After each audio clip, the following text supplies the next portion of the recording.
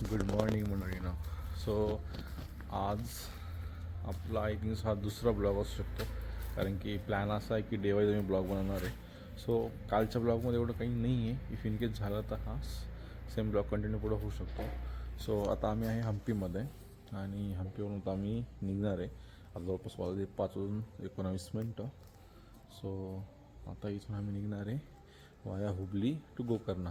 गोकर्णाचा आजचं म्हणजे तो 2 दिवस गोकर्णाचा स्टे.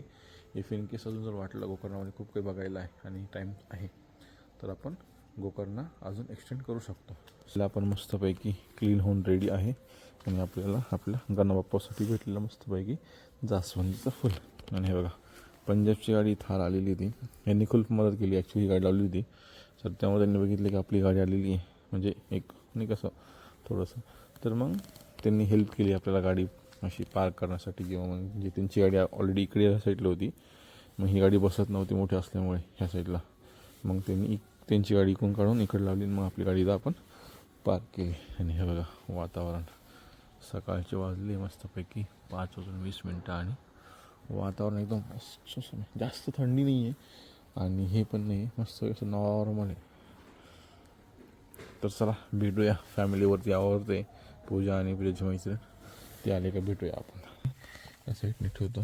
आणि हे मी देणार आहे माझ्या गोडुली स्वीट अशा बायकोला. आय थिंक त्याला ॲक्च्युली तिला चाफा आवडतो, बट चाफा नाही भेटला, बट चाफ्यासारखं दिसणारा फुल भेटलं. सो आपण तिला हाच आजच चाफा म्हणून देऊया. आणि बघूया आपल्या रस्त्यामध्ये जर कुठं जर आज गजरा जर दिसला ना तर आपण गजरा फिक्स घेणार आहे. कारण की मी काल खूप बघितलं, मला एक ठिकाणी दिसला, बट ट्रॉफिक असल्यामुळे ना मी थांबू शकलो नाही. सो आज आपण थांबणार आहे आणि गजरा आपण घेणार आहे. कारण की आपण कंटिन्युअसली जेव्हा आपण राईडला जातो तेव्हा आपण आपल्या गाडीला रुद्रा असो किंवा विला असो गजरा घेतो म्हणजे घेतो. आणि ऑलरेडी 2 लक्ष्मी माझ्यासोबत मनू आणि पूजा, सो त्यांना पण आपण गजरा घेऊ शकतो. मनूत लावणार नाही, बट पूजाला कसं पण घेऊ शकतो. शुभ सकाळ मंडळींनो. तर आज आहे डे 2 आमच्या ट्रिपचा. आम्ही मस्त रेडी झालो आहे. ॲक्च्युली तेच कपडे घातले इग्नोरेट. आणि इकडे आपली बेला रेडी होते. आणि अजून एक दाखवते मी तुम्हाला. हे बघा, हे साऊथ इंडियामध्ये ना रांगोळी काढायचं एक ट्रेडिशन आहे. मस्त सकाळी सकाळी छान अशी रांगोळी सुद्धा काढली आहे. आपल्याला चाफा तर नाही भेटला, बट चाफ्यासारखं दिसणार फुल थँक्यू. गुडलेला. I love you. Good morning म्हणा. Very good morning to everyone. सबका मालिक एक है, हमारा शिवाय. ओम नमः शिवाय. हात बघा आमचा. ओम नमः शिवाय. ओम नमः शिवाय. लगेच हात जोडतो तू. अगं बाई म्हणजे कोणाचं. हर हर महादेव. छत्रपती शिवाजी महाराज की जय. करा ना वाचा. हा, जय बाप्पा दिसला बघा इकडे. येईल जय बाप्पाचा रथ दिसला गेला. हर हर महादेव. छत्रपती शिवाजी महाराज की जय. जय हनुमान. इकडे आपला पाठी राखा आपल्या कायम सोबत. आता आपण निघालेलो आहोत आपल्या पुढच्या डेस्टिनेशन साठी. थोडंसं पुढं आलो, आम्हाला बायपास हवे लागला आणि आम्ही थांबलो नाश्त्याला. इथं मस्त गरमागरम निघत होता, तो म्हटलं मस्तपैकी खाऊ आणि पुढचा प्रवास चालू करूया. आणि तेवढं आमच्या मनोबाई उठलेले आहेत.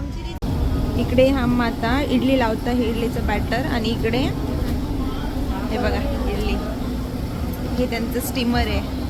आणि इकडे हे अण्णा वडे काढताय.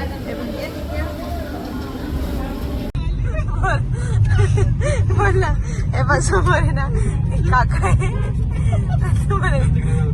नाही असं समोर धरते ना म्हणून आता शरीराचं काय म्हणणं आहे. तर आम्ही ना बघितलं प्रियांकासाठी पोरं आला का, तर प्रियांका किती दिवस उरायला म्हटलं पूर्ण उरालतो. फक्त प्रियांकाला म्हटलं रात्री लाईट वर केला का सापडणार नाही म्हणायचं. या ना अण्णा अण्णा या ना वा.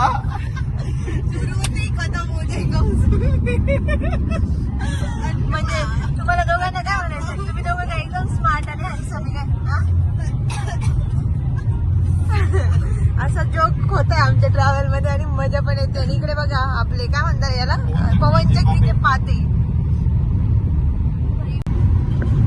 इकडे माझा हँडसम नवरा मस्त ड्रायव्हिंग करतोय आणि त्याच्या साईडला फुलं आहे म्हणून त्याची इच्छा होती की त्याचा असा मी व्हिडिओ आणि फोटो घ्यावा, सो त्याच्या इच्छेनुसार मी हे केलेलं आहे. आणि सूर्याचे सुंदर असे सूर्यकिरण सुद्धा त्याच्या डोळ्यावर पडत आहे, छान दिसतं. ही मजाक तर आपली चालूच आहे. तर मी तुम्हाला रूट सांगते. हम्पीतून आता आपण गोकर्णाकडे निघालो आहोत आणि हुबली मार्गे येल्लापूर असा आपला रूट असणार आहे. 311 किलोमीटरचं हे डिस्टन्स आहे according to the Google map. So जवळपास 6 तास लागणार आहे आम्हाला गोकर्णला पोहोचायला. तर बघूयात आपण किती वेळामध्ये पोहोचतोय. बाप्पा हिला एक पोरगा आवडलाय. आता ही बस, ही पूर्ण बस जी आहे ना यांची, कोणाची, फॉरेनर लोक आहेत ते ट्रिप करताय इंडियामध्ये त्यांची. तर हिला आहे ना त्यांच्यापैकी एक आवडले आहे. तो नेमकी तिकडे गेला नारळ पाणी घ्यायला. तर ऐका, आता लेकीचा हॅशटॅग लेकीचा बर्थडे मिशन होता, पण आता याच्यात दुसरं एक राईड झालंय. हॅशटॅग प्रियंकाला मुलगा बघायचा कार्यक्रम आणि हॅशटॅग प्रियंकाचं लग्न. किलोमीटर प्रवास करायचा बाकी आहे. बाकी बाय द वे आपल्या बेलाने चांगला आपल्याला साथ दिलेली आहेत. हे बघा, तुम्ही जर हम्पी मार्गे हुबली गोकर्ण येत असेल तर मी तुम्हाला सजेस्ट करेल की हुबलीमध्येच तुम्ही तुमचा ब्रेकफास्ट किंवा जे पण काही खायचं असेल, लंच डिनर वॉटेवर, ते करून घ्या. कारण त्यानंतर कारवार रोड लागतो आणि ते पूर्ण जंगल आहे. म्हणजे रस्ता चांगला आहे, जास्त नागमोडी वळणाचा नाही, परंतु जंगल. आणि मध्ये तिकडे तुम्हाला खाण्यासाठी किंवा पिण्यासाठी काहीच दिसणार नाही. आणि गाडी चालवताना थोडं सतर्क राहा, कारण मधून कोणता पण प्राणी येऊ शकतो. कारण इकडे खूप सारे माकडं आम्हाला साईडला दिसले. आणि इकडे माझी क्यूट सी मुलगी, आणि इकडे आंघोळ करून पण पारुशी दिसणारी मी. हुबलीनंतर सुमारे 1 ते 1.5 तासाचा रस्ता पार केल्यानंतर तुम्ही पोहोचणार येल्लापूरमध्ये. आणि तिकडे तुम्ही एक छोटासा रिफ्रेशमेंट ब्रेक घेऊ शकता. आणि हो मंडळींनो, तुम्ही जर पावसाळ्याच्या दरम्यान इकडे येत असाल तर येल्लापूरमधील वॉटरफॉल पाहायला विसरू नका. आणि त्यानंतर तुम्हाला पुन्हा लागणार आहे एक घनदाट असं जंगल येल्लापूर सोडल्यानंतर. जंगल तर छान होतं, पण मध्ये मध्ये कामं चालू होती, सो जरा प्रदूषण, म्हणजे हे बघू शकता तुम्ही, रस्ता जरा धुळीचा झालेला होता. परंतु काही ठिकाणी खूप छान वाटत होतं. फायनली गोकर्णला पोहोचण्यासाठी आपल्याला 30 किलोमीटर राहिलेले होते.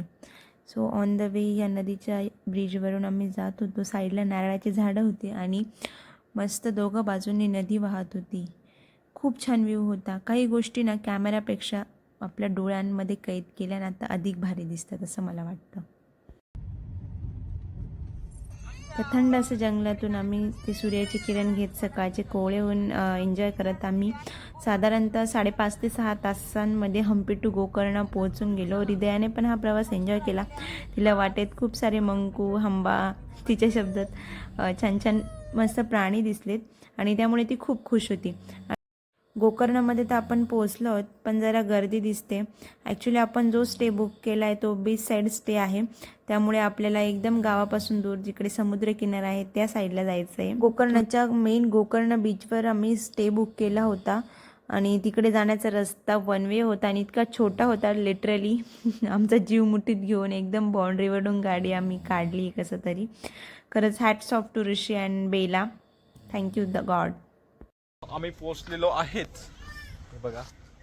आणि एवढं ॲक्च्युअली ट्रॉफिकमध्ये आम्ही अडकलो होतो, आम्ही चुकलो होतो. आम्ही विचारलं भद्रकाली कॅफे, नाव तिथं नाही, ते कन्नडमध्ये आय थिंक सो लिहिलेलं आहे, ते आम्हाला वाचता नाही आलं. आम्ही विचारलं तर आम्हाला सगळ्यांनी सांगितलं पुढे पुढं जाऊन युटर्न करून मग परत तिकडे आलेलं आहे. सो फायनली गाडी पार्क केली आणि आता वाट बघतोय हॉटेलवाला माणूस कधी येईल, कधी सामान घेईल आणि कधी आम्ही जाऊन चेक करू. तर आता हे काका आमचं सामान घ्यायला आले, कारण आमच्या स्टे पासून पार्किंग दूर आहे. तिकडे इथे बेलाला पार्क केलंय हे बघा, आणि इथून आम्हाला असं जायचंय आता. गोकर्ण स्टॉप हा बीच स्टे आम्ही बुक केला होता आणि तो बीचवर डायरेक्ट कार जात नसल्या कारणाने असं शेतातून जरा बीचपर्यंत जाण्याचा रस्ता होता, थोडा डिफिकल्ट होता. कसं वाटतंय सर? हाऊ इज द जोश and how is the stay? हृदया काय करती बाळा? माती खायचं? काय हृदया?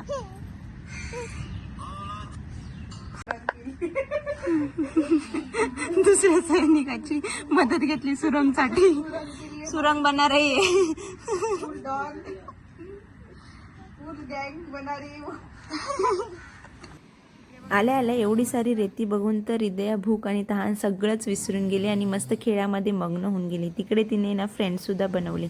त्यानंतर मस्त चहा घेऊन आम्ही सर्वजण गेलो बीचवर सनसेट एन्जॉय करण्यासाठी. आणि हृदया तर खूपच एक्सायटेड होती. तिचा हा पहिला बीच एक्सपिरियन्स असणार होता. अथांग समुद्र, सोबत तिला आई बाबा आणि तिचं हे न संपणारं खेळणं. बघा कशी एन्जॉय करते. टचवूड.